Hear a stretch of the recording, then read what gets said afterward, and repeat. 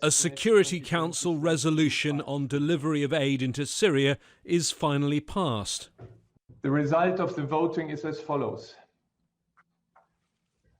12 votes in favor, no votes against, and 3 abstentions. But this was not what 13 out of 15 council members wanted. Only one border crossing, Bab al-Hawa, can now be used to deliver aid after China and Russia used their veto power in recent days to block other options. This resolution is not what the United States and a majority of this council fought for, and it is certainly far short of what the Syrian people need and deserve. Russia's deputy ambassador was combative. That the hypocrisy and double standards of our Western colleagues attained unprecedented heights during the negotiations. They were ready to jeopardize cross-border mechanism, but to delete passages on unilateral sanctions and increasing role of cross-line deliveries.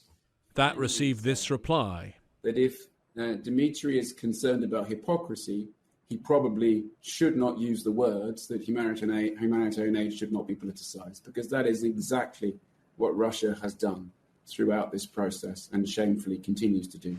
The Bab al-Salam crossing that will now close was a lifeline for about 500,000 children in the area, according to UNICEF, a fact seized upon by Germany's ambassador.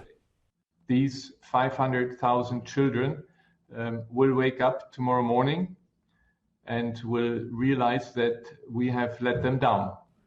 Germany and Belgium have been in charge of trying to negotiate. Ambassador Huysgen said he was aware his Chinese and Russian colleagues were taking instructions from their capitals, but he had this message for those in charge.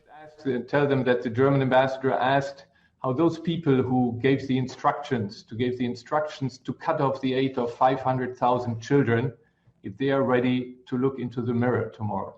In nearly a decade of conflict in Syria, repeatedly starvation has been used as a weapon of war, and increasingly humanitarian aid has been politicized. What we've seen here in the last week may well be another episode in the international community's response to the Syrian crisis that history will judge badly. James Bays, Al Jazeera at the United Nations.